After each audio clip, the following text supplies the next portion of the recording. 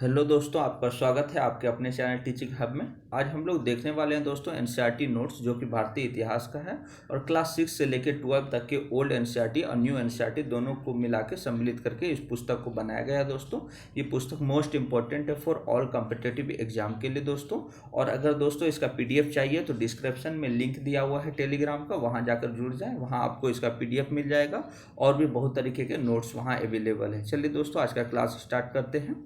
आज का क्लास है भारतीय स्वतंत्रता आंदोलन का तृतीय चरण, जो कि 1935 से लेकर 47 तक है। तो भारतीय स्वतंत्रता आंदोलन का प्रथम चरण हम लोगों ने देख लिया था, द्वितीय चरण देख लिया था और आज है तृतीय चरण दोस्तों। स्रोत के रूप में देखते हैं किस किस स्रोत से लेकर इस अध्याय को बनाया गया दोस्तों। तो ओल्ड एनसीईआरटी क्लास 8 चैप्टर 12 स्वतंत्र Bharat, old NCERT class 10 chapter 16 Bharat की स्वाधीनता और old NCERT class 12 chapter 13 Swaraj के लिए संघर्ष 1927 से लेकर 1947। चलिए दोस्तों, आज का क्लास स्टार्ट करते हैं। भारत की स्वतंत्रता का तृतीय चरण, मॉन्टेग्यू चैम्सफोर्ड सुधार 1919 शीघ्र ही जनता के असंतोष का कारण बन गया, जिसके कारण देश में संवैधानिक सुधारों के लिए प्रदर्शन हुए। प्रांतों में पूर्ण उत्तरदायी सरकार के गठन पर बल दिया गया, जिसके फलस्वरूप 1935 ईस्वी का भारत सरकार अधिनियम अस्तित्व में आया दोस्तों। देखते हैं भारत सरकार अधिनियम 1935। नवंबर 1932 में जिस समय कांग्रेस स्वतंत्रता के लिए संघर्षरत थी, उसी समय लंदन में तीसरे गोलमेज सम्मेलन का आयोजन किया गया, जिसमें कांग्रेस शामिल नहीं हुई। तो कांग्रेस किस सम्मेलन में शामिल हुई थी दोस्तों तो सिर्फ दूसरे गोलमेज सम्मेलन में शामिल हुई थी, जिसके जो है ना महात्मा गांधी जो है उस सम्मेलन में गए थे। 3 सम्मेलन में हुए विचार विमर्श का परिणाम भारत सरकार अधिनियम 1935 के अंतर्गत कानूनी रूप में सामने आया। अधिनियम के प्रमुख प्रावधान तो देखते हैं दोस्तों। इस अधिनियम में एक नए अखिल भारतीय संघ की स्थापना की गई तथा प्रांतों में प्रांतीय स्वायत्त के आधार पर एक नई शासन प्रणाली स्थापित की गई। केंद्र में द्विसदनात्मक विधायिका की व्यवस्था की गई, जिसमें राजवाड़ों को भिन्न भिन्न प्रतिनिधित्व दिया गया था, किंतु राजवाड़ों के प्रतिनिधियों का चुनाव जनता द्वारा नहीं अपितु उन्हें वहां के शासकों द्वारा मनोनीत किया जाता था। ब्रिटिश भारत की मात्र 14% जनता जो थी, जनसंख्या को ही मताधिकार प्राप्त था। रक्षा तथा विदेश विभाग विधायिका के क्षेत्र से बाहर थे, जबकि दूसरे विषयों पर गवर्नर जनरल का विशेष नियंत्रण होता था दोस्तों। प्रांतों को अधिक स्थानीय अधिकार दिए गए थे। प्रांतीय विधानसभाओं के प्रति उत्तरदायी मंत्रियों का प्रशासन के प्रत्येक विभाग पर नियंत्रण था। उन्हें कानूनी गतिविधियों पर विशेष अधिकार तथा अपने कानून बनाने के अधिकार थे। नागरिक प्रशासन और पुलिस पर भी उसका पूरा नियंत्रण था दोस्तों प्रांतों के क्षेत्र में। यह अधिनियम राष्ट्रवादियों की आकांक्षाओं को पूरा नहीं कर सका, क्योंकि आर्थिक एवं राजनीतिक शक्ति अभी भी ब्रिटिश सरकार के हाथ में ही केंद्रित थी दोस्तों। वर्ष 1935 के नए कानून का कड़ा विरोध करने के अतिरिक्त कांग्रेस ने इसके अंतर्गत होने वाले चुनावों में भाग लेने का निर्णय लिया, क्योंकि वह इस कानून की लोकप्रियता सिद्ध करना चाहती थी। 1937 के प्रांतीय चुनाव, तो 1937 के जो प्रांतीय चुनाव हुए दोस्तों उसको देखते हैं।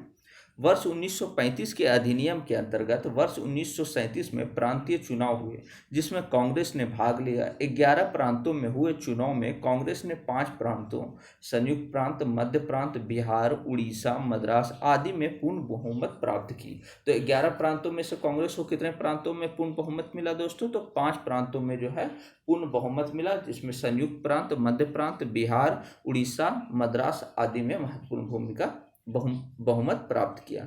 इस चुनाव में कांग्रेस बंबई, असम तथा उत्तर पश्चिम सीमा प्रांत में सबसे बड़ी पार्टी के रूप में उभरी। बंगाल, पंजाब तथा सिंध में कांग्रेस को बहुमत नहीं मिला। तो किस किस क्षेत्र में नहीं मिला दोस्तों? तो बंगाल, पंजाब तथा सिंध में। पंजाब में मुस्लिम लीग तथा यूनियनिस्ट पार्टी ने सरकार बनाई। बंगाल में कृषक प्रजा पार्टी तथा मुस्लिम लीग ने, जबकि सिंध में सिंध यूनाइटेड पार्टी ने कांग्रेस की सहायता से संयुक्त सरकार का गठन किया। इस प्रकार कांग्रेस ने 11 प्रांतों में से 8 प्रांतों में अपनी सरकार बना ली थी दोस्तों। कांग्रेस सरकार का कार्यकाल 1937 से 1939 तक। वर्ष 1937 के चुनाव में कांग्रेस ने 8 राज्यों में अपनी सरकार बनाई। प्रशासन को सुचारू रूप से चलाने के लिए सरदार पटेल, मौलाना आज़ाद तथा डॉक्टर राजेंद्र प्रसाद की सदस्यता में एक केंद्रीय नियंत्रण परिषद का गठन किया, जिसे उप संसदीय समिति का नाम दिया गया था। दोस्तों, कांग्रेस सरकारों का इस्तीफा। प्रांतों में कांग्रेस सरकार के कार्यकाल के दौरान मुस्लिम लीग उसके विरुद्ध प्रचार अभियान चलाती रही। यह विरोध पीरपुर रिपोर्ट जो कि 1938 में आया था दोस्तों, बिहार शरीफ रिपोर्ट मार्च 1939 तथा फजलुल हक की Muslim suffering under Congress rule report December 1938 में देखने को मिला। द्वितीय विश्व युद्ध में भारत को बिना सहमति शामिल करने के मुद्दे पर कांग्रेस मंत्रिमंडल ने 29-30 अक्टूबर 1939 को इस्तीफा दे दिया। तो कांग्रेस के सदस्यों ने क्यों मंत्रिमंडल से इस्तीफा दे दिया दोस्तों? तो द्वितीय विश्व युद्ध में जो है भारतीयों को डायरेक्ट शामिल कर लिया गया था बिना सहमति के, इसलिए जो है कांग्रेस मंत्रिमंडल ने इस्तीफा दे दिया 29-30 अक्टूबर 1939 को। दोस्तों, कांग्रेस मंत्रिमंडलों द्वारा त्यागपत्र दिए जाने पर मुस्लिम लीग ने 22 दिसंबर 1939 को मुक्ति दिवस के रूप में मनाया। मोस्ट इंपॉर्टेंट है दोस्तों, पूछा जाता है कि मुक्ति दिवस जो है किसके द्वारा मनाया गया? तो मुस्लिम लीग के द्वारा मनाया गया। कब मनाया गया? तो 22 दिसंबर 1939 में। ये क्वेश्चन बीपीएससी में भी, पीटी में भी पूछा जा चुका है दोस्तों कि जो है मुक्ति दिवस कब मनाया जाता है? तो 22 दिसंबर 1939 को मनाया जाता है। दोस्तों, इसमें कांग्रेस मंत्रिमंडल द्वारा जो त्यागपत्र दिया गया था उसी की खुशी में जो है मुस्लिम लीग ने मनाया था। दोस्तों, आगे देखते हैं कांग्रेस का त्रिपुरी संकट। तो त्रिपुरी संकट क्या था दोस्तों? तो वर्ष 1938 में सुभाष चंद्र बोस हरिपुरा अधिवेशन के अध्यक्ष चुने गए। वर्ष 1939 में त्रिपुरी में प्रस्तावित अधिवेशन के लिए उन्होंने चुनाव में पुनः खड़े होने का निर्णय लिया। तो 1938 में पहली बार जो है हरिपुरा अधिवेशन में जो है सुभाष चंद्र बोस अध्यक्ष चुने गए, और 1939 में भी जो है वो त्रिपुरी में जो प्रस्तावित अधिवेशन था उसमें भी जो है वो चुनाव में पुनः खड़े हो गए। सरदार पटेल, राजेंद्र प्रसाद, आचार्य कृपलानी आदि ने उनके इस निर्णय का विरोध किया तथा पट्टाभी सीतारामैया को अपना उम्मीदवार बनाया। सीतारामैया को गांधी जी का समर्थन प्राप्त था। तो 1939 का जो अधिवेशन था कांग्रेस का, उसके लिए जो है पट्टाभी सीतारामैया को उम्मीदवार बनाया गया गांधी जी के द्वारा। गांधी जी ने उनका समर्थन किया, जबकि जो है कांग्रेस जो है इधर सुभाष चंद्र बोस भी जो है इस चुनाव में भाग लिए थे। चुनाव में सुभाष चंद्र बोस ने विजय प्राप्त की, किंतु बोस के अध्यक्ष बनने पर कांग्रेस वर्किंग कमेटी ने के 15 में से 13 सदस्यों ने त्यागपत्र दे दिया। अंततः बोस ने अध्यक्ष पद से इस्तीफा देकर फॉरवर्ड ब्लॉक की स्थापना 3 मई 1939 में की। मोस्ट इंपॉर्टेंट है दोस्तों, पूछा जाता है कि फॉरवर्ड ब्लॉक की स्थापना किसके द्वारा की गई? तो सुभाष चंद्र बोस के द्वारा की गई। कब की गई? तो 3 मई 1939 को की गई। सुभाष चंद्र बोस के स्थान पर डॉक्टर राजेंद्र प्रसाद को अध्यक्ष मनोनीत किया गया। मोस्ट इंपॉर्टेंट है दोस्तों, पूछा जाता है कि त्रिपुरी संकट के दौरान जब सुभाष चंद्र बोस को ने इस्तीफा दे दिया तो उनके जगह पर अध्यक्ष पद के लिए किसे नियुक्त किया गया था? तो राजेंद्र प्रसाद जी को मनोनीत किया गया था। दोस्तों, आगे देखते हैं द्वितीय विश्व युद्ध एवं राष्ट्रीय आंदोलन। द्वितीय विश्व युद्ध 1 सितंबर 1939 में आरंभ हुआ था। कब हुआ था दोस्तों? तो 1 सितंबर 1939 में आरंभ हो गया। इस युद्ध की शुरुआत हिटलर की सेना द्वारा पोलैंड पर आक्रमण के साथ हुई। इससे पूर्व हिटलर मार्च 1938 में ऑस्ट्रिया तथा मार्च 1939 में चेकोस्लोवाकिया पर अधिकार कर चुका था। 3 सितंबर 1939 को ब्रिटेन भी इस युद्ध में शामिल हो गया तथा 5 सितंबर 1939 को ब्रिटेन ने भारत को युद्धरत राष्ट्र घोषित कर दिया। भारतीय नेताओं, विशेषतः कांग्रेस समिति नेताओं ने भारत को युद्ध में शामिल करने पर गहरी आपत्ति प्रकट की तथा युद्ध में सहयोग एवं समर्थन देने के लिए 2 शर्तें रखी। तुरंत राष्ट्रीय सरकार की स्थापना की जाए, ब्रिटेन वादा करे कि युद्ध समाप्त होते ही भारत स्वतंत्र हो जाएगा।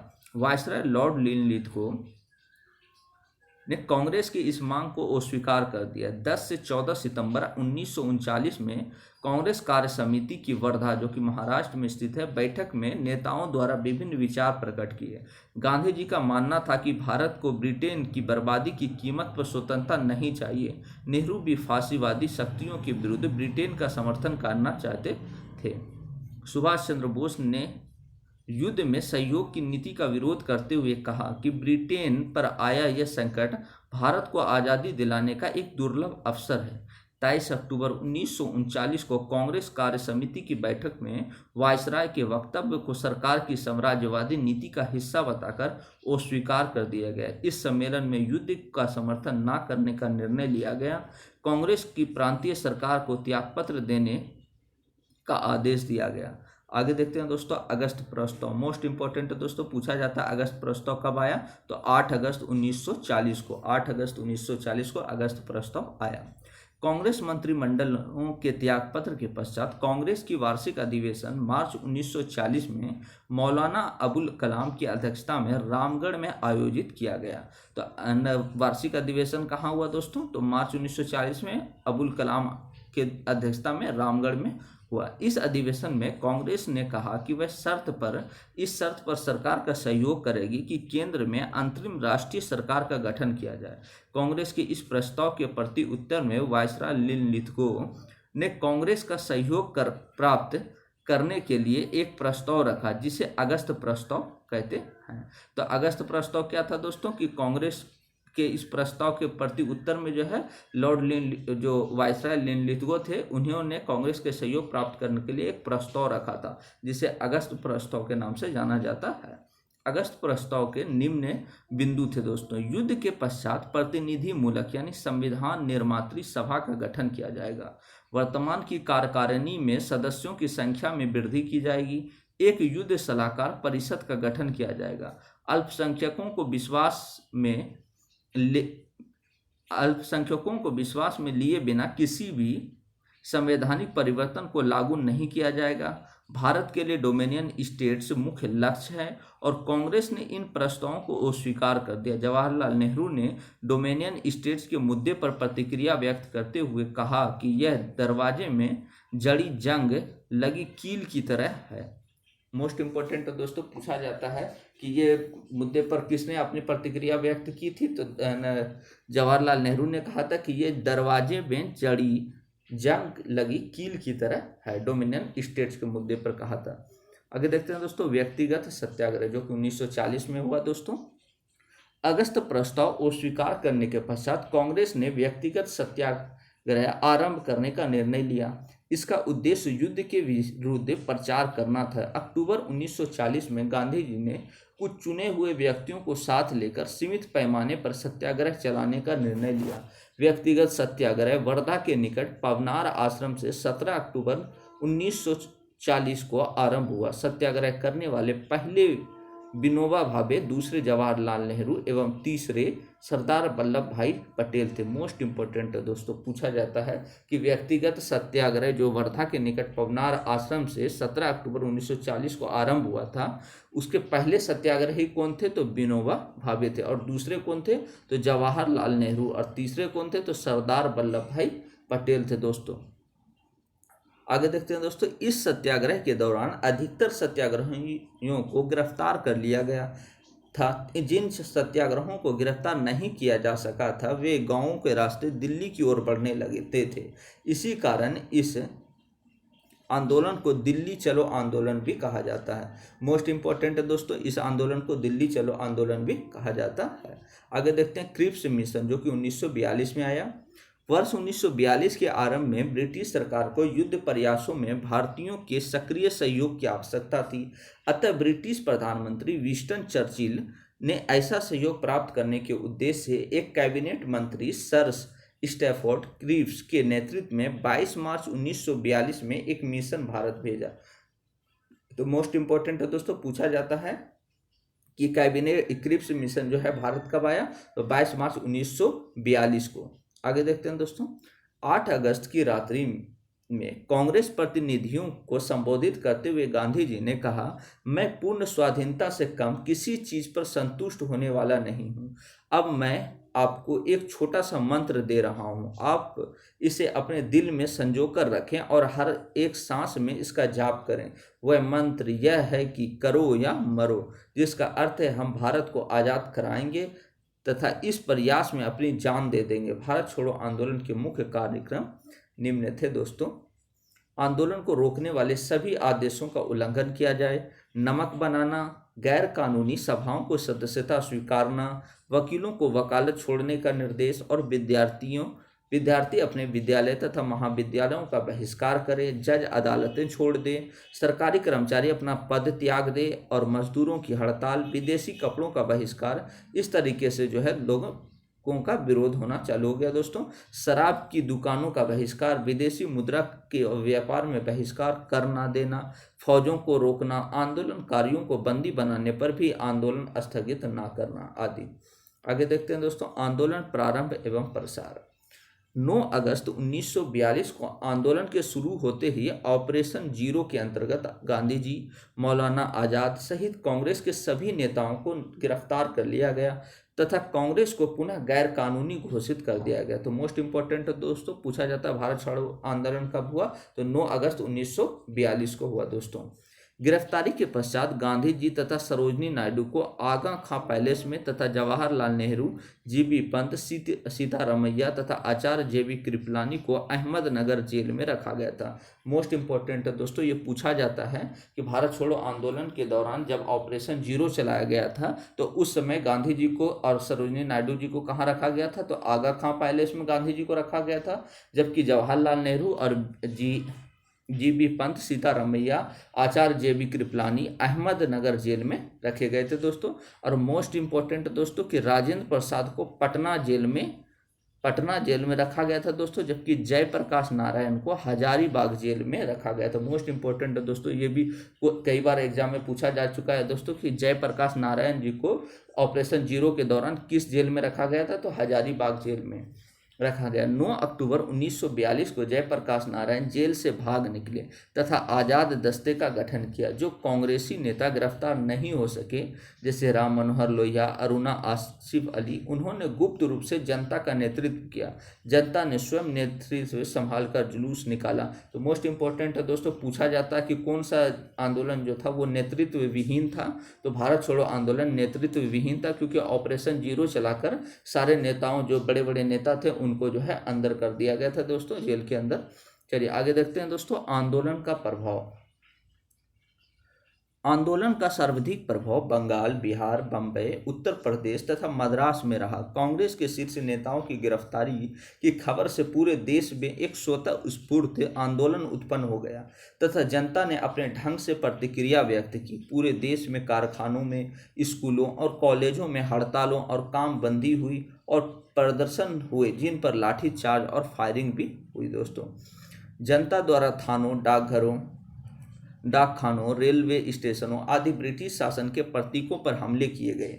टेलीफोन के तार तोड़ दिए गए, खंभे गिरा दिए गए, रेल लाइनें उखाड़ दी गई और सरकारी इमारतों में आग लगा दी गई। इस मामले में मद्रास और बंगाल सबसे अधिक प्रभावित था दोस्तों। आगे देखते हैं, संयुक्त प्रांत बिहार, बंगाल, उड़ीसा, आंध्र प्रदेश, तमिलनाडु एवं महाराष्ट्र के विभिन्न हिस्सों में ब्रिटिश शासन लुप्त हो गया। सरकार के दमन के कारण यह आंदोलन भूमिगत हो गया। इसका नेतृत्व अच्युत पटवर्धन, राम मनोहर लोहिया, आसफ अली, सुचेता कृपलानी, बीजू पटनायक तथा जयप्रकाश नारायण आदि ने किया था दोस्तों। 9 अगस्त 1942 को कांग्रेसी नेताओं को बंदी बनाए जाने के तुरंत बाद पहली बार कांग्रेस रेडियो स्थापित किया गया। तो मोस्ट इंपॉर्टेंट दोस्तों, पूछा जाता है कि रेडियो स्थापित कब किया गया, तो 1942 में किया गया दोस्तों। कब, क्यों किया गया, तो कांग्रेसी नेताओं को बंदी बना लिया गया था दोस्तों। उसी के बाद ही जो है पहली बार कांग्रेस रेडियो को स्थापित किया गया। राम मनोहर लोहिया, BS खाकर, उषा मेहता आदि ने इसकी व्यवस्था की। मोस्ट इंपॉर्टेंट दोस्तों, पूछा जाता है कि है ना, जो है भारत छोड़ो आंदोलन जो 1942 में हुआ था, उस समय रेडियो कौन संचालित कर रहे थे, तो Congress radio, Usha Mehta. Most important दोस्तों, कांग्रेस रेडियो स्टेशन मुख्य रूप से बम्बई एवं नासिक में कार्य कर रहा था। गुप्त कांग्रेस रेडियो का सर्वप्रथम संचालन उषा मेहता ने किया था। मोस्ट इंपॉर्टेंट दोस्तों, पूछा जाता है कि गुप्त कांग्रेस रेडियो का सर्वप्रथम संचालन किसके द्वारा किया गया था, तो उषा मेहता। ये नाम याद रखना है दोस्तों। आगे देखते हैं, गांधी जी के क्रियाकलाप। गांधी आंदोलन के प्रति सरकार की दमनात्मक नीति के विरुद्ध गांधी जी ने आगा खां पैलेस में 10 फरवरी 1943 को 21 दिन के उपवास की घोषणा की। इससे पूरे देश में आक्रोश बढ़ गया। गांधी जी की रिहाई की मांग करते हुए वायसराय के कार्य परिषद के 3 सदस्यों MS ने NR सरकार HP मोदी ने त्यागपत्र दे दिया। इसी बीच गांधी जी ने सरकार को भ्रमित करते हुए 7 मार्च 1943 को उपवास तोड़ दिया। गांधी जी की उस स्वस्थता को देखते हुए 9 मई 1943 को उन्हें रिहा कर दिया गया।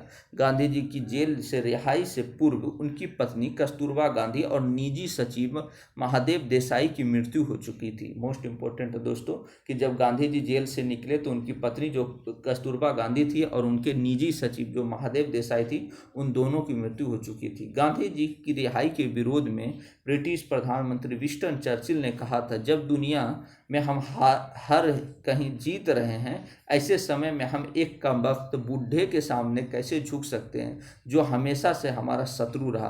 तो ये कथन किसका था दोस्तों? तो विंस्टन चर्चिल का था, जो कि ब्रिटेन के प्रधानमंत्री उस समय रहे थे।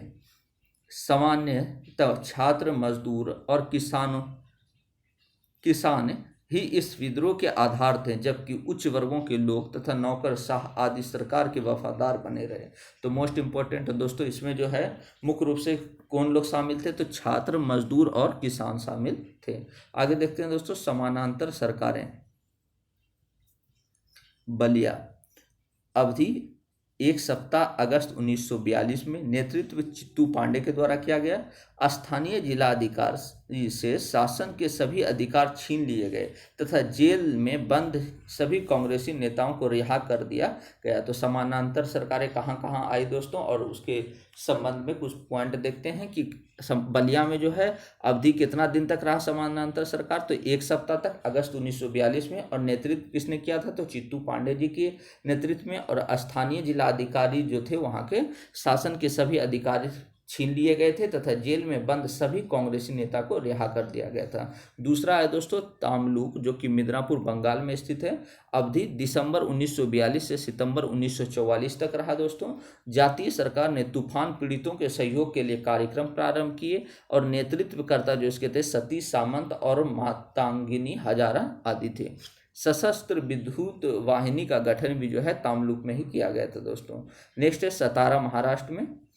अवधि अगस्त 1943 से मई 1946 तक। सबसे अधिक समय तक चलने वाली समानांतर सरकार कहाँ की थी दोस्तों? तो सतारा, जो कि महाराष्ट्र में स्थित है। नेतृत्वकर्ता कौन थे? क्रांति सिंह, नाना पाटिल और वाई चौहान। प्रति सरकार जन अदालत का गठन किया गया था दोस्तों। आगे देखते हैं, वर्ष 1942 के पश्चात राष्ट्रीय घटनाक्रम, यानी 1942 के बाद जो राष्ट्रीय घटनाक्रम हुआ दोस्तों उसको देखते हैं। तो आज़ाद हिंद फौज, जो कि 1943 में गठन हुआ। द्वितीय महायुद्ध के दौरान आज़ाद हिंद फौज की स्थापना और उसकी गतिविधियां आज़ादी के संघर्ष की एक महत्वपूर्ण घटना थी। रास बिहारी बोस, जो कि एक भारतीय क्रांतिकारी थे तथा कई वर्षों से जापान में रह रहे थे, इन्होंने दक्षिण पूर्व एशिया के देशों में रह रहे भारतीयों के सहयोग से इंडियन इंडिपेंडेंस लीग की स्थापना की। मोस्ट इंपॉर्टेंट दोस्तों पूछा जाता है, इंडियन इंडिपेंडेंस लीग की स्थापना किसने की? तो रास बिहारी बोस ने की। कहाँ की? तो जापान में की दोस्तों। चलिए आगे देखते हैं। जापान ने ब्रिटिश फौजी को पराजित करके दक्षिण पूर्व एशिया के लगभग सभी देशों पर कब्जा कर लिया और ब्रिटिश सेना के भारतीय सैनिकों को बंदी बना लिया। इंडियन इंडिपेंडेंस लीग ने ब्रिटिश शासन से भारत को आज़ाद कराने के उद्देश्य से भारतीय युद्ध बंदियों को लेकर आज़ाद हिंद फौज बनाई। मोस्ट इंपॉर्टेंट है दोस्तों, आज़ाद हिंद फौज का गठन कैसे किया गया? तो जो है ना जापानी लोगों ने जो है इंडियन लोगों को जो बंदी बनाया था युद्ध के दौरान, उस दौरान उन लोगों को ही लेकर जो है भारतीय युद्ध बंदियों को लेकर ही आज़ाद हिंद फौज का गठन किया गया था दोस्तों।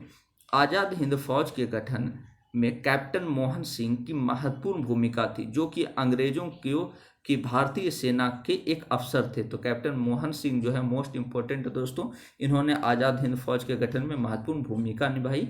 इसी बीच वर्ष 1941 में सुभाष चंद्र बोस भारत से भाग निकलने में सफल हुए और वे भारत की आज़ादी के लिए कार्य करने हेतु जर्मनी पहुंच गए।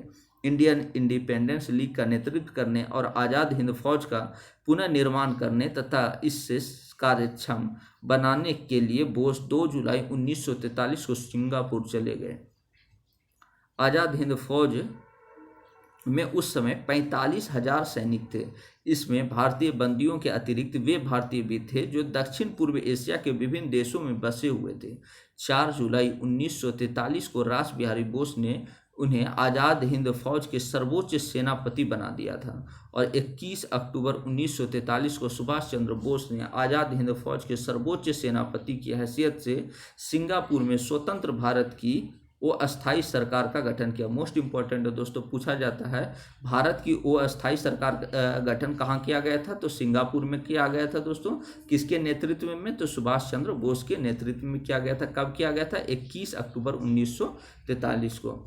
23 अक्टूबर 1943 को इस अस्थायी सरकार ने मित्र शक्तियों के विरुद्ध युद्ध की घोषणा कर दी। 31 दिसंबर 1943 को बोस अंडमान पहुंचे तथा अंडमान एवं निकोबार का प्रशासन अपने हाथ में ले लिया।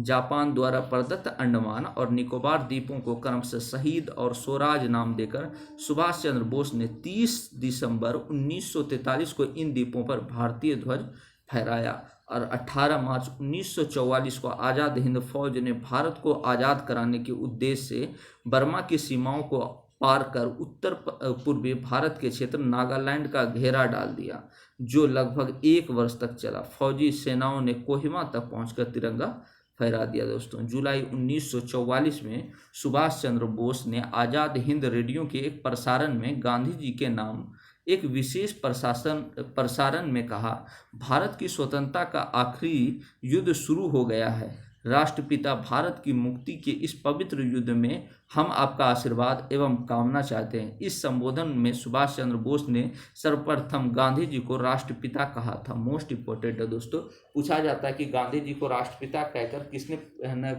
संबोधित किया था, तो सुभाष चंद्र बोस ने किया था। कब किया था, तो आज़ाद हिंद रेडियो के एक प्रसारण के दौरान। दोस्तों, आगे देखते हैं। आज़ाद हिंद फौज का नारा जय हिंद और दिल्ली चलो, तुम मुझे खून दो मैं तुम्हें आज़ादी दूंगा, प्रसिद्ध नारा बोस ने मलेशिया में फौज को संबोधित करते हुए दिया था। 22 सितंबर 1944 को सुभाष चंद्र बोस ने शहीद दिवस मनाया। तो मोस्ट इंपॉर्टेंट है दोस्तों, शहीद दिवस कब मनाया गया, तो 22 सितंबर 1944 को। द्वितीय विश्व युद्ध में जापान की स्थिति दयनीय हो गई, अतः आज़ाद हिंद फौज को पीछे हटना पड़ा। सुभाष सिंगापुर से जापान की ओर चले गए। ताइपे यानी ताइवान हवाई अड्डे पर एक विमान दुर्घटना में 18 अगस्त 1945 को सुभाष चंद्र बोस का निधन हो गया। आज़ाद हिंद फौज के अन्य अधिकारियों को गिरफ्तार कर उन पर मुकदमा भी चलाया गया। दोस्तों, तो मोस्ट इंपॉर्टेंट है, कब उनका निधन माना जाता है दोस्तों, तो 18 अगस्त 1945 को एक विमान दुर्घटना में। आगे देखते हैं दोस्तों, आज़ाद हिंद फौज पर मुकदमा। आज़ाद हिंद फौज के सैनिकों एवं अधिकारियों को गिरफ्तार कर लिया गया तथा नवंबर 1945 में ब्रिटिश सरकार द्वारा उन पर दिल्ली के लाल किले में मुकदमा चलाया गया। इस मुकदमे के 3 मुख्य अभियुक्त मेजर शहबाज खान, कर्नल प्रेम सहगल तथा कर्नल गुरुदयाल सिंह ढिल्लो थे।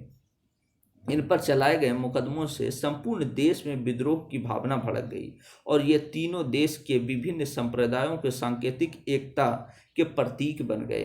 भारत में विभिन्न दलों, कांग्रेस, मुस्लिम लीग, अकाली दल तथा कम्युनिस्ट पार्टी ने भी मुकदमे का विरोध किया तथा इनकी रिहाई की मांग किया। आज़ाद हिंद फौज के बचाव के लिए एक समिति का गठन किया गया। इस समिति में प्रमुख वकील भूला भाई देसाई, तेज बहादुर सप्रू, अरुणा आसफ अली, कैलाश नाथ काटजू, जवाहरलाल नेहरू आदि थे। मोस्ट इंपॉर्टेंट दोस्तों, पूछा जाता है कि इस आज़ाद हिंद फौज के बचाव के लिए जो एक समिति गठन की गई थी उनमें कौन कौन से वकील थे, तो भूला भाई देसाई, तेज बहादुर सप्रू, अरुणा आसफ अली, कैलाश नाथ काटजू और जवाहरलाल नेहरू थे। दोस्तों, आगे देखते हैं। सरकार ने तीनों अभियुक्त को फांसी की सजा सुनाई। इस निर्णय के विरोध में पूरे देश में कड़ी प्रतिक्रिया हुई। अंततः बेबस होकर तत्कालीन वायसराय लॉर्ड बेवेल ने अपने विशेष अधिकारों का प्रयोग करते हुए मृत्युदंड की सजा को क्षमा कर दिया है। आगे देखते हैं दोस्तों, वो अस्थायी सरकार गठन कहाँ हुआ दोस्तों, तो मुख्यालय रंगून में। मान्यता देने वाला देश जो था वो जर्मनी और जापान था। राष्ट्रपति प्रधानमंत्री सुभाष चंद्र बोस ही बने थे और वित्त अध्यक्ष AC चटर्जी। प्रचार एवं प्रसारण विभाग जो था वो SA अय्यर को और महिला संगठन का कार्यभार लक्ष्मी सहगल को मिला था दोस्तों। आगे देखते हैं आज़ाद हिंद फौज। तो सुभाष ब्रिगेड। तो आज़ाद हिंद फौज का जो गठन किया गया था दोस्तों, उसमें मुख्य रूप से 5 ब्रिगेड में बांटा गया था, रेजिमेंट कह लीजिए दोस्तों, बांटा गया था, जिसमें सुभाष ब्रिगेड, आज़ाद ब्रिगेड, रानी झांसी रेजिमेंट, गांधी ब्रिगेड और नेहरू ब्रिगेड। तो पूछा जाता है, ऑप्शन दे देगा दोस्तों और पूछेगा कि इनमें से कौन सा आज़ाद हिंद फौज संगठन से संबंधित नहीं है। तो याद रखना दोस्तों, सुभाष ब्रिगेड, आज़ाद ब्रिगेड और रानी झांसी रेजिमेंट और गांधी ब्रिगेड और नेहरू ब्रिगेड थे दोस्तों। और इसमें से कौन कौन संबंधित थे? तो सुभाष से शहनवाज खान, आज़ाद से गुलजारा सिंह, रानी झांसी से लक्ष्मी सहगल थे और गांधी से इनायत खान और नेहरू ब्रिगेड से GS ढिल्लों थे दोस्तों। आगे देखते हैं वेवेल प्लान, जो कि 1945 में आया दोस्तों। वेवेल प्लान कब आया? 1945 में। वर्ष 1945 में ब्रिटेन में इटली की सरकार आई और वायसराय लिनलिथगो की जगह वेवेल भारत के वायसराय बनकर आए। वर्ष 1945 तक सभी राजनीतिक नेता जेल से रिहा कर दिए गए तथा जून 1945 को वेवेल ने एक योजना प्रस्तुत की जिसकी निम्न शर्तें थी। केंद्र में नई कार्यकारी परिषद का गठन किया जाएगा। परिषद में वायसराय तथा सैन्य प्रमुख के अतिरिक्त शेष सभी भारतीय होंगे। प्रतिरक्षा विभाग वायसराय के अधीन होगा। कार्यकारिणी में मुसलमानों की संख्या सवर्ण हिंदुओं के बराबर होगी। कार्यकारिणी परिषद के एक अंतरिम राष्ट्रीय सरकार के समान होगी। गवर्नर जनरल बिना कारण निषेधाधिकार का प्रयोग नहीं करेगा। सभी राजनीतिक दलों की एक सम्मिलित सभा बुलाई जाएगी ताकि कार्यकारिणी की नियुक्ति के लिए एक सर्वसम्मत सूची प्रस्तुत की जा सके। वेवेल प्रस्ताव पर विचार विमर्श हेतु 25 जून 1945 को शिमला में एक सम्मेलन का आयोजन किया गया जिसमें कांग्रेस के साथ मुस्लिम लीग को बराबरी का दर्जा दिया गया। इस सम्मेलन में कांग्रेस के प्रतिनिधि के रूप में मौलाना अबुल कलाम आज़ाद और लीग के प्रतिनिधि के रूप में जिन्ना ने भाग लिया। जिन्ना की मांग थी कि वायसराय की परिषद के सभी सदस्य मुस्लिम लीग से लिए जाएं क्योंकि लीग ही मुसलमान की एकमात्र प्रतिनिधि है। जिन्ना की यही मांग सम्मेलन की असफलता का कारण बनी। शिमला सम्मेलन में मुस्लिम लीग को वीटो का अधिकार मिला, जो यह था कि यदि मुसलमानों को किसी प्रस्ताव पर आपत्ति है तो ऐसे प्रस्ताव 2/3 बहुमत से पारित होने पर स्वीकार किए जाएंगे। आगे देखते हैं दोस्तों, भारत में आम चुनाव जो कि 1945-46 में हुआ दोस्तों। द्वितीय विश्व युद्ध के पश्चात ब्रिटेन में हुए सत्ता परिवर्तन के फलस्वरूप इटली के नेतृत्व में लेबर पार्टी की सरकार बनी जिसने भारत में आम चुनाव कराने की घोषणा की। दिसंबर 1945 में चुनाव परिणाम घोषित किए गए जिसमें केंद्रीय विधानसभा तथा प्रांतीय विधानसभा में कांग्रेस को बहुमत प्राप्त हुआ। कांग्रेस विधानसभा में कांग्रेस को 91.3% मत मिले, जबकि प्रांतीय विधानमंडलों में कांग्रेस को बम्बई, मद्रास, संयुक्त प्रांत में बिहार, उड़ीसा और मध्य प्रांत में पूर्ण बहुमत मिला। कुल 11 प्रांतों में से 8 प्रांतों में कांग्रेस की सरकार बनी और केंद्रीय विधानसभा में कांग्रेस को 102 में से 57 सीटें मिली दोस्तों। तो मोस्ट इंपॉर्टेंट है दोस्तों, इसमें याद रखना कि 11 प्रांतों में से कांग्रेस को कितने सरकार बनी, कितने प्रांतों में? तो 8 प्रांतों में सरकार बनी, जिसमें से 5 प्रांतों में इनको पूर्ण बहुमत था दोस्तों। आगे देखते हैं, केंद्रीय विधानसभा में मुस्लिम लीग ने सभी मुस्लिम सीटें जीत ली। बंगाल तथा सिंध में मुस्लिम लीग को पूर्ण बहुमत मिला। पंजाब में मुस्लिम लीग सबसे बड़े दल के रूप में उभरी, किंतु हिंदू सिख यूनियनिस्ट दलों ने खिज्र हयात खां के नेतृत्व में साझा सरकार का गठन किया। नौसैनिक विद्रोह मोस्ट इंपोर्टेंट है दोस्तों, पूछा जाता है कि नौसैनिक विद्रोह कब हुआ? तो 1946 में हुआ। आज़ाद हिंद फौज तथा भारत छोड़ो आंदोलन की घटनाओं ने ब्रिटिश सरकार के भारतीय सैनिकों को भी प्रभावित किया। 18 फरवरी 1946 को रॉयल नेवी के गैर कमीशन अधिकारियों एवं सैनिकों, जिन्हें रेटिंग्स कहा जाता था, नस्लीय भेदभाव तथा खराब भोजन के प्रतिवाद में हड़ताल कर दिया। यह विद्रोह बम्बई के नौसैनिक प्रशिक्षण पोत HMIS तलवार पर किया गया। मोस्ट इंपोर्टेंट दोस्तों, पूछा जाता है कि नौसैनिक प्रशिक्षण पोत का नाम क्या था? तो उसका नाम था HMIS तलवार नाम था दोस्तों। आगे देखते हैं, हड़ताली नाविकों ने एक नौसेना केंद्रीय हड़ताल समिति का चुनाव किया, जिसके प्रमुख एम.एस. खान थे। विद्रोही सैनिक बी.सी. दत्त की रिहाई की मांग कर रहे थे, जिन्हें जहाज पर भारत छोड़ो लिखने के कारण गिरफ्तार कर लिया गया था। शीघ्र ही यह विद्रोह अन्य स्थलों जैसे कराची, मद्रास तथा कलकत्ता तक फैल गया। विद्रोहियों ने जहाज़ों से ब्रिटिश यूनियन जैक को उतारकर उसके स्थान पर कांग्रेस, लीग तथा कम्युनिस्ट पार्टी के प्रतीक वाले तिरंगे, चांद तथा हंसिया हथौड़े के निशान वाले ध्वज फहराए। नौसेना विद्रोह के समर्थन में 22 फरवरी 1946 को बम्बई में हड़ताल हुए, जिसमें लाखों की संख्या में मजदूरों ने भाग लिया। सरकार ने विद्रोहियों के दमन हेतु एडमिरल गॉडफ्रे को भेजा। सरकार के व्यवहार को देखते हुए सरदार पटेल ने मामले में हस्तक्षेप किया। मोस्ट इंपॉर्टेंट दोस्तों, पूछा जाता है कि सरकार जो सैनिक विद्रोह हुआ था, नौसैनिक विद्रोह, उसके दमन के लिए किसे भेजा गया था? तो एडमिरल गॉडफ्रे को भेजा गया था। और इस सरकार के व्यवहार को देखते हुए ही सरदार पटेल ने जो है इस मामले में हस्तक्षेप किया। पटेल और जिन्ना ने नौसैनिकों से आत्मसमर्पण की अपील की और 25 फरवरी 1946 को विद्रोहियों ने यह कहते हुए आत्मसमर्पण किया कि हम भारत के सामने आत्मसमर्पण कर रहे हैं, ब्रिटेन के सामने नहीं। आगे देखते हैं दोस्तों, कैबिनेट मिशन योजना जो कि 1946 में हुई थी दोस्तों। मोस्ट इंपॉर्टेंट पूछा जाता है कैबिनेट मिशन कब आया? तो 1946 में आया। ब्रिटिश सरकार ने वर्ष 1946 में घोषणा की कि वह भारत में अपना शासन समाप्त करना चाहती है। फरवरी 1946 में ब्रिटेन के प्रधानमंत्री एटली ने भारत में एक 3 सदस्यीय उच्च स्तरीय शिष्टमंडल भेजने की घोषणा की। इस शिष्टमंडल के अध्यक्ष भारत सचिव लॉर्ड पैट्रिक लॉरेंस थे, जबकि अन्य 2 सदस्य सर स्टैफर्ड क्रिप्स व्यापार बोर्ड के अध्यक्ष तथा ए.वी. अलेक्जेंडर नौसेना मंत्री थे। इसे कैबिनेट मिशन का नाम दिया गया। मोस्ट इंपोर्टेंट है दोस्तों, पूछा जाता है कैबिनेट मिशन कब आया? तो फरवरी 1946 में आया दोस्तों। और इसमें कितने सदस्य थे? तो 3 सदस्य थे। और 3 सदस्य में जो अध्यक्ष थे तो भारत सचिव लॉर्ड पैट्रिक लॉरेंस को अध्यक्ष बनाया गया, जबकि 2 अन्य सदस्य जो है स्टैफर्ड क्रिप्स और ए.वी. अलेक्जेंडर थे। आगे देखते हैं दोस्तों, कैबिनेट मिशन का प्रमुख कार्य भारत का शांतिपूर्वक सत्ता हस्तांतरण के लिए उपायों एवं संभावनाओं को तलाशना था। अतः मई 1946 में कैबिनेट मिशन ने अपना प्रस्ताव जारी किया। कैबिनेट मिशन के मुख्य प्रस्ताव क्या क्या थे दोस्तों, देखते हैं। ब्रिटिश सरकार तथा भारतीय राजाओं को मिलाकर एक भारतीय संघ यानी संघीय सरकार के निर्माण की सिफारिश की गई, जिसके पास विदेश विभाग, रक्षा और संचार रहेंगे और शेष शक्तियां तथा विषय राज्यों के पास रहेंगे। इस प्रकार दोनों क्षेत्रों के प्रतिनिधियों द्वारा कार्यपालिका और विधायिका की रचना की जाएगी। प्रांतों को पृथक पृथक कार्यपालिका और विधायिका के साथ समूह बनाने का अधिकार होगा और प्रत्येक समूह को अपने अधीन रखे जाने वाली प्रांतीय विषयों का निर्णय करने का भी अधिकार होगा दोस्तों। संघीय विषयों के अतिरिक्त अन्य सभी विषय तथा अवशिष्ट शक्तियां प्रांतों के पास रहेगी। प्रांतों को 3 श्रेणियों में बांटा गया दोस्तों, समूह को, खो और गो।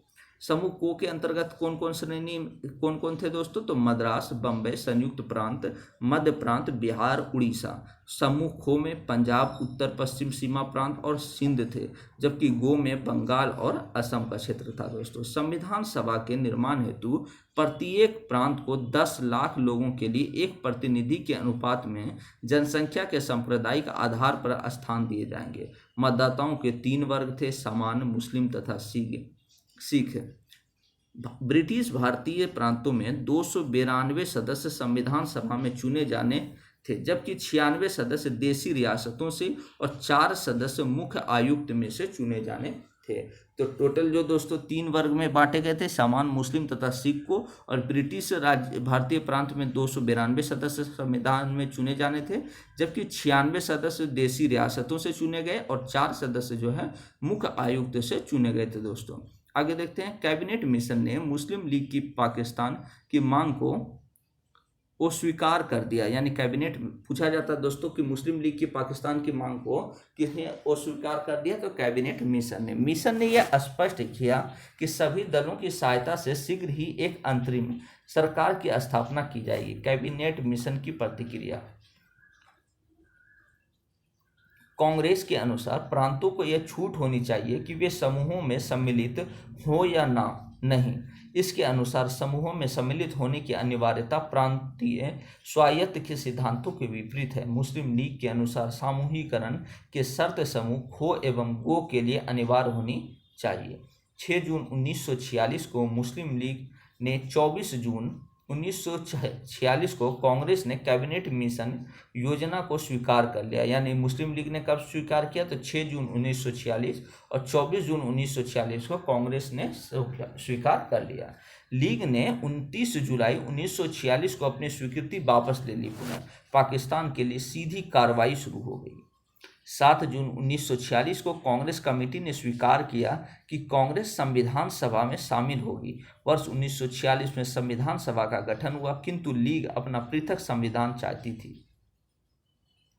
मुस्लिम लीग ने 16 अगस्त 1946 को पाकिस्तान को प्राप्त करने के लिए प्रत्यक्ष कार्रवाई दिवस मनाने की घोषणा की तथा अंतरिम सरकार में शामिल होने से इनकार कर दिया। मोस्ट इंपॉर्टेंट दोस्तों, पूछा जाता है कि मुस्लिम लीग ने प्रत्यक्ष कार्रवाई दिवस कब मनाने की घोषणा की? तो 16 अगस्त 1946 को। आगे देखते हैं दोस्तों, अंतरिम सरकार का गठन 1946 में किया गया। मुस्लिम लीग द्वारा अंतरिम सरकार में शामिल होने से इनकार करने के बाद बेवेल द्वारा 6 अगस्त 1946 को जवाहरलाल नेहरू को अंतरिम सरकार बनाने के लिए आमंत्रित किया गया। 24 अगस्त 1946 को जवाहरलाल नेहरू के नेतृत्व में भारत की पहली अंतरिम राष्ट्रीय सरकार की स्थापना की गई, जिसमें मुस्लिम लीग की भागीदारी नहीं थी। तो 24 अगस्त 1946 को जो है जवाहरलाल नेहरू के ही नेतृत्व में भारत की पहली अंतरिम राष्ट्रीय सरकार की स्थापना की गई। आगे देखते हैं दोस्तों, 2 सितंबर 1946 को कांग्रेस ने जवाहरलाल नेहरू के नेतृत्व में एक अंतरिम मंत्रिमंडल सरकार का गठन किया। अंतरिम सरकार में जवाहरलाल नेहरू, सरदार पटेल, डॉक्टर राजेंद्र प्रसाद, आसफ अली, सी राजगोपालाचारी, शरद बोस, जॉन मथाई, सरदार बलदेव सिंह, सरफराज अहमद खान, जगजीवन राम, सैयद अली जहीर और CH भाभा आदि शामिल थे। 26 अक्टूबर 1946 को मुस्लिम लीग भी अंतरिम सरकार में शामिल हुई और अंतरिम सरकार में मुस्लिम लीग के 5 सदस्य शामिल हुए। दोस्तों 9 दिसंबर को संविधान सभा की बैठक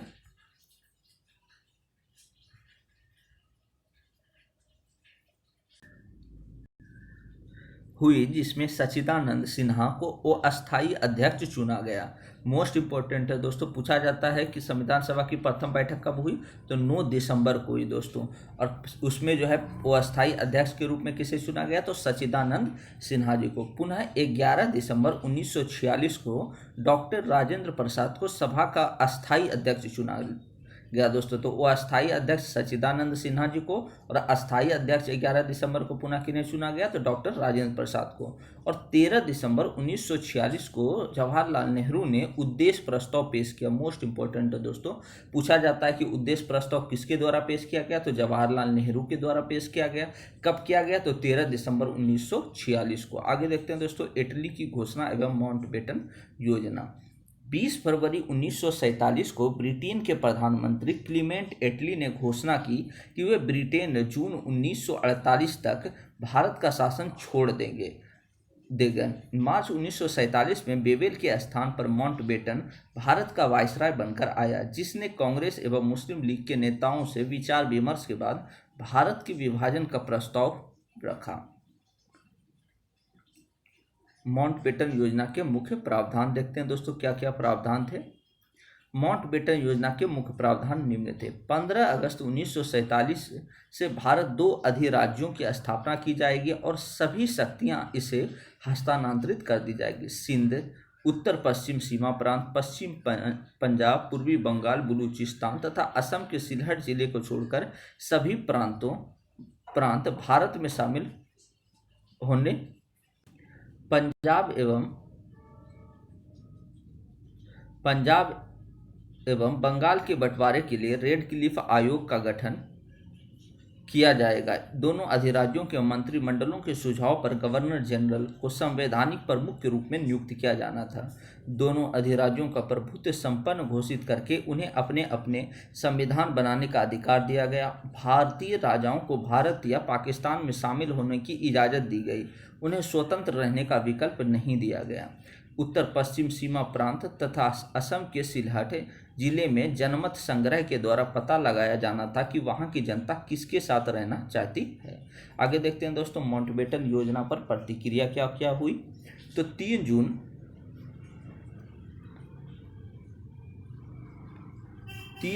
1947 को माउंटबेटन ने भारतीय समस्या के हल हेतु जो सुझाव दिए थे उन्हें कांग्रेस कार्य समिति द्वारा स्वीकार कर लिया गया। 14 जून 1947 को कांग्रेस की महासमिति की बैठक में गोविंद बल्लभ पंत ने देश विभाजन की माउंटबेटन योजना को स्वीकार करने का प्रस्ताव पेश करते हुए कहा कि आज हमें पाकिस्तान तथा आत्महत्या में से एक चुनना है। देश की मुक्ति पाने का यही एकमात्र रास्ता है। इससे भारत में एक शक्तिशाली संघ की स्थापना होगी।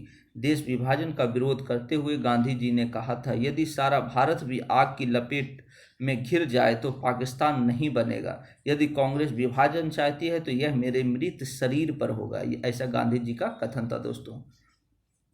इसके पश्चात गांधी जी ने वायसराय माउंटबेटन से मिलकर जिन्ना को सरकार बनाने के लिए आमंत्रित करने को कहा, जिससे विभाजन को टाला जा सके। गांधी जी के सुझाव का सरदार पटेल तथा नेहरू द्वारा विरोध किया गया। अंत में गांधी जी द्वारा भी निराश होकर विभाजन को स्वीकार कर लिया गया। कांग्रेस के राष्ट्रवादी मुस्लिम नेता मौलाना आजाद तथा खान अब्दुल गफ्फार खान, जो कि सीमांत गांधी के नाम से प्रसिद्ध है दोस्तों, ने विभाजन प्रस्ताव का विरोध किया था। मोस्ट इंपॉर्टेंट है दोस्तों, पूछा जाता है कि कांग्रेस के कौन से राष्ट्रवादी मुस्लिम नेता थे जो है पाकिस्तान विभाजन का विरोध किए थे। तो मौलाना आजाद और खान अब्दुल गफ्फार खान। दोस्तों आगे देखते हैं भारतीय स्वतंत्रता अधिनियम 1947।